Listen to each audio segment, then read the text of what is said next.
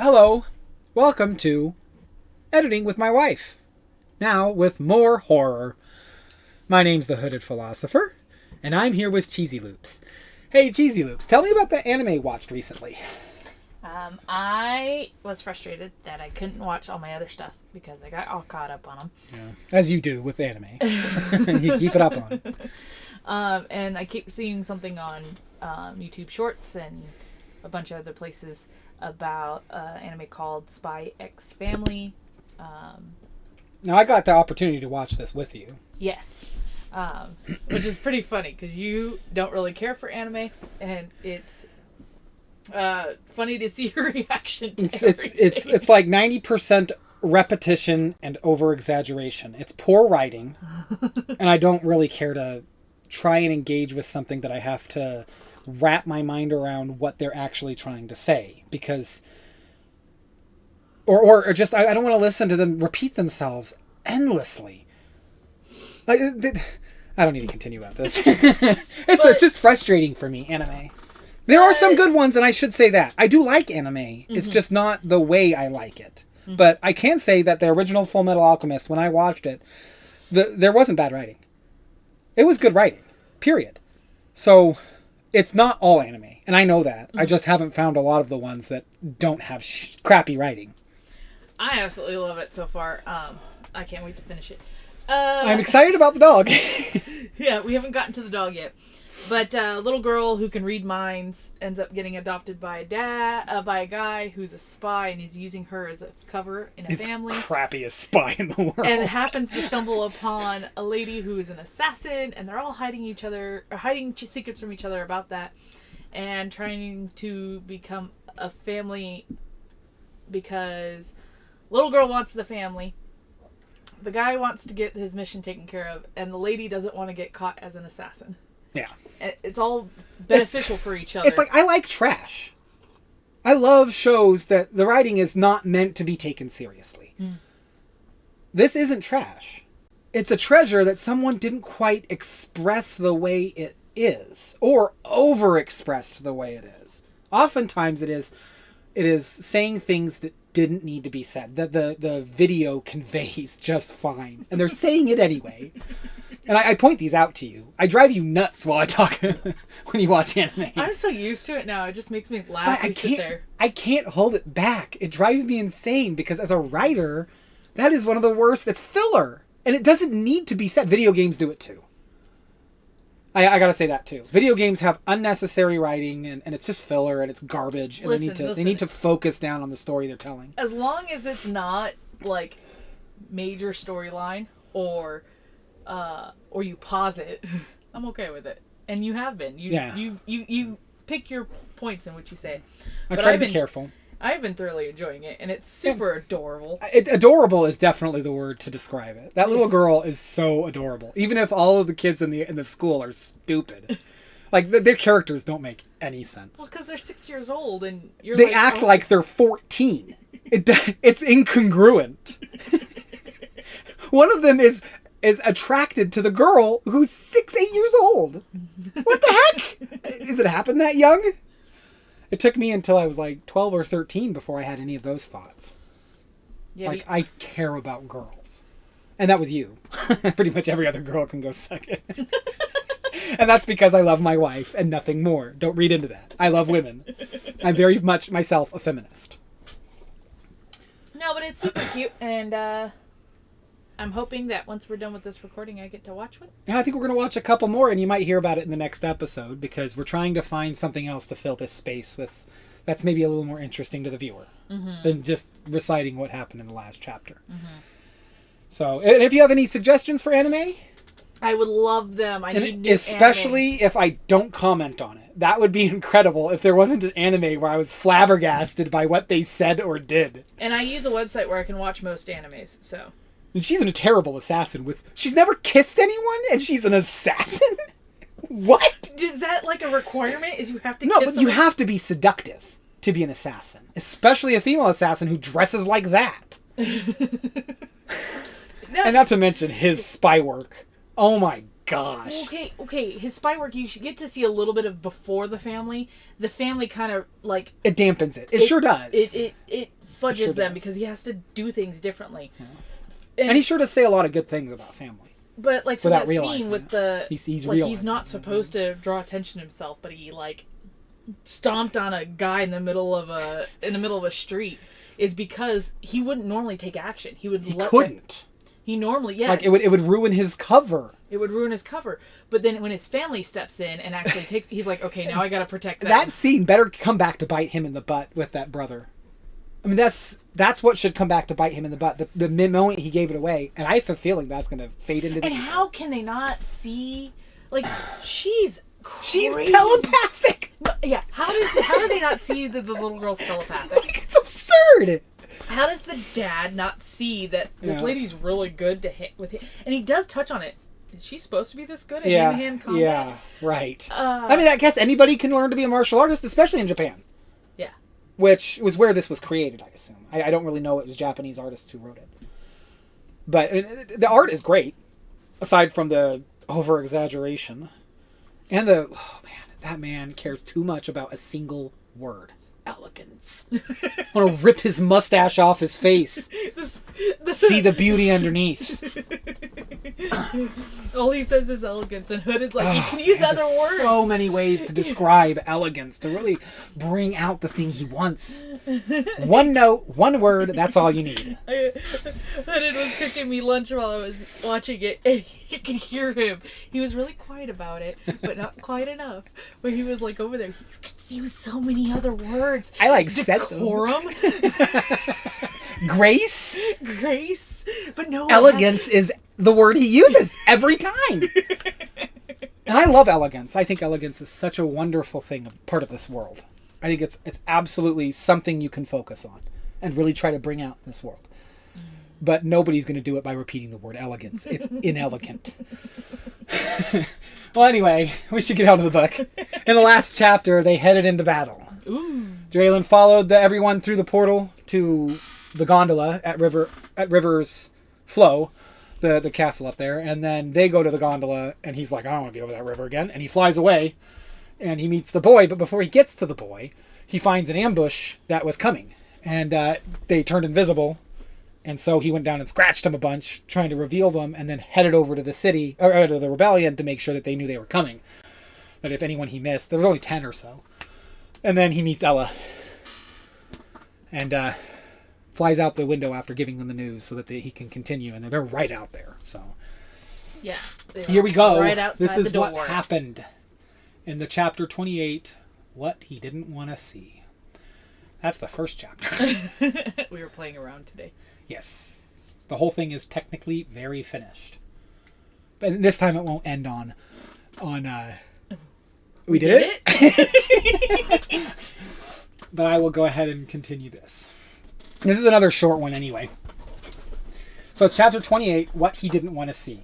The arrival of Draylen lightened up his day, but when he flew out of the tent, his worry returned. Lightened up the boy's day. But when Draylen flew out the tent, there you go, his worry returned. The boy followed Marcus, who began shouting commands at nearby soldiers. There was some screaming from just outside the army lines. Draylen was attacking something with the massive talons. He didn't see it, but the other guards did surround it, and a strong wind blew through, pushing several to the ground. Marcus got the boy's attention. I have a mission for you, soldier. Take this! He handed the boy a vial of mind as the scene unfolded. The boy took it and swallowed it. Then he straightened up like a soldier. Yes, sir, the boy thought back. They started moving. Ella, who was right behind them, told the boy, stay near me. When we get to... Oh, that's not right. Marcus, who was right behind him, told him, stay near me. When we get to Ella and Grant, we will surround you. Stay inside our circle, and we will keep you safe. Marcus ran ahead. Draylen came swooping down right in front of him, and a visible form caught in his talons as they struck the invisible figure. Draylen was knocked to the ground. Ella found his head and buried a knife deep in the skull of the unseen soldier. Blood sprayed out of nowhere, and then she ripped it out. Her face was angry, and it was intimidating. He felt a hand on his arm. When he saw nothing, His mind screamed. The mind's splintering scream made the hand visible. Or so he thought, as it hit the ground with a thud. Ella's blade had slipped through it. The screaming voice next to him came from a bloody stump. Ella silenced him, pushing the boy to keep moving. Drayland returned to the sky. They got to the front lines where Grant stood. "We are ready for this, men. Watch the birds. Spread out. Swing your blade. Don't let those cowards hurt us." "Watch the boy. Keep him safe," Ella commanded Grant. The boy was surrounded by powerful friends, and he felt safe. The fighting died down. The stillness was eerie. Drayland circled above, making no sign of seeing anything else. A circle loosened around him. Drayland landed next to the boy, cracking back into his form. "Thank you for your heroics, my new friend," Grant said. Drayland grabbed the boy up in a bear hug. "I missed you," the boy said, as tears flowed from his tightly shut eyes. "We have a tremendous battle ahead. Prepare for yourself," he thought to the boy, letting out a hearty laugh. I missed you. Tresca and Nathaniel are waiting up for us just ahead, and they miss you too," he said this aloud for everyone to hear. Then he looked at Ella. "Ella the Virtuous, it appears Rokai, Flo, and Force need your help now more than ever. Sloane and Rohan are sending their armies and you are their best hope." Grant and Marcus began shouting commands to get moving. The whole army took off at a rather fast pace. "Stay with Marcus and Grant. Ella and I are going to the back of the ranks. We'll be right back," he told the boy, leaving him with Marcus once again. He walked over to Marcus. Looking off in the distance, he saw the familiar sights of River's force. The fortress stayed low to the ground. Large explosions sounded off in the distance, shaking the boy so far away he wasn't sure it was real. Drayland came back with Ella in tow. "Drayland and I are going ahead to see. If you see beams, tell him to join us up front. Tell him to take the shift orbs. The front needs aid.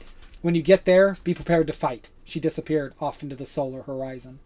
Drayland looked to the boy sternly, but spoke to the soldiers all around him. "Keep him safe. He is what we are fighting for. He is your greatest ally," he threatened before he became a bird and took off, following Ella into danger.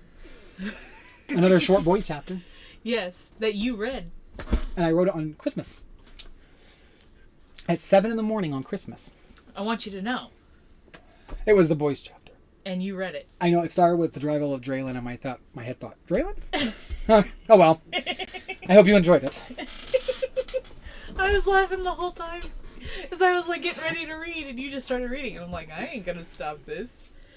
It's short, but it's because what's happening next is kind of the next 4 chapters are connected, which means we're going to do them together. Yes. And that might be a long video, so get prepared.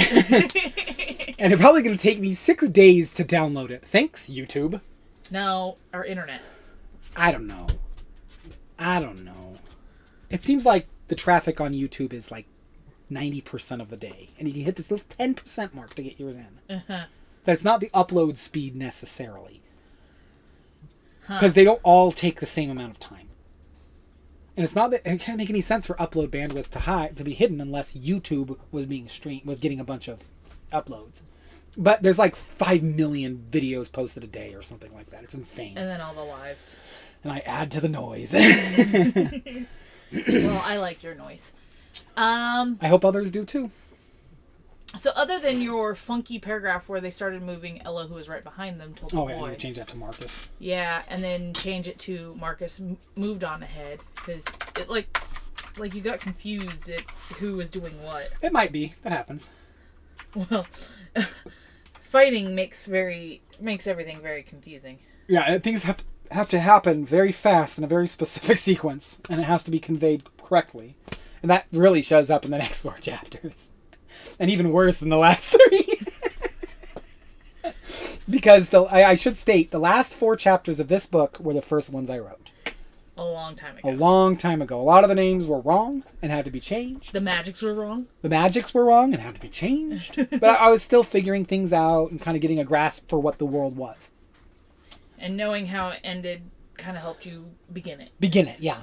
Because you wanted to know where you were headed. Yeah.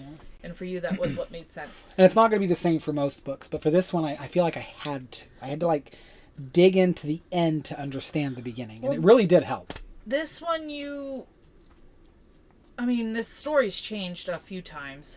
Not in a big way. No, in little small details. In little small details. Well, none of this, like I say every single time, and I want everyone to know, none of this is set in stone.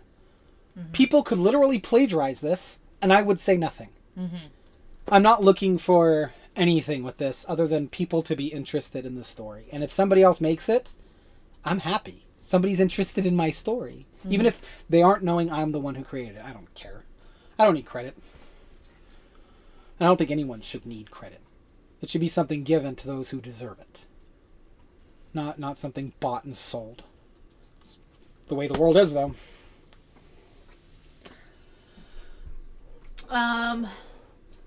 So let's start with this chapter. They started moving. I want to read Marcus something was out right loud behind real the quick. go ahead. He felt a hand on his arm. When he saw nothing, his mind screamed. The mind-splintering scream made the hand visible. Or so he thought. Or so he though. As it hit the ground with a thud, Ella's blade slipped through it. The screaming voice next to him came from a bloody stump. I don't think the as needs to be there. It hit the ground. So what exactly? His mind let out a scream. Uh-huh. And he thought that he changed the arm and made it real, but what really happened is Ella cut through it, making it visible. I see. Cut the arm off of him. Okay. Yeah. Which, I mean, Ella and the boy are going to share a special bond.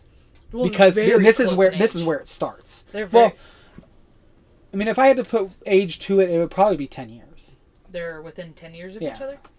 He's I guess, like I said, none of it's set in stone, and I think we have him at like 8, but I think we need to bump him up to 12. Yeah. And then 12 to 20, that's a reasonable distance, and she was in school from 2 to 18, because Sloane's from our world, and 18 would make sense in his mind. Mm-hmm. So, like, the boy should be in the middle of school. Technically, he is. But Ella's been through it, and so she has a unique perspective, and he loves talking to her, and she enjoys the fact that he uses hand language. It's an interesting thing that says, and I hate to do this because I'm not trying to be any kind of pedophilic. I don't want her or you to think there's any sexual tension, but rather just a bond formed through the blood of the covenant. Yeah. Like they really grew close because of the fighting. Which, if anyone doesn't know what I'm talking about, the blood of the covenant is weaker than the water of the womb. Or thicker than the water of the womb. Which means the bonds you form are stronger than your family. It's weaker than the water of the womb. No. It doesn't make sense that way. Blood of the covenant is stronger than It's stronger. Than the water of the womb. You said thicker. Stronger. Thicker. Okay, the blood of the covenant, meaning when you take place in a fight with somebody, that person is bonded to you in a way that family could never reach. Which is actually what Spy Family is. They're going through the covenant bond instead of through the family bond. It's the same kind of bond, but one of them is forged and the other one is created. Mm-hmm. And this is what we're seeing here is the boy forming a serious bond with Ella. And I hope that it doesn't sound too pedophilic, because she is an adult and he is a child. But they love each other in a way that some people do, and I don't think she's going to do anything disrespectful. She's a leader and a important person in the rebellion. She wouldn't do anything bad. She's a nice person. Virtuous would mean that she wouldn't do it, I think. Yeah. But so that made sense, but do I need to change the wording?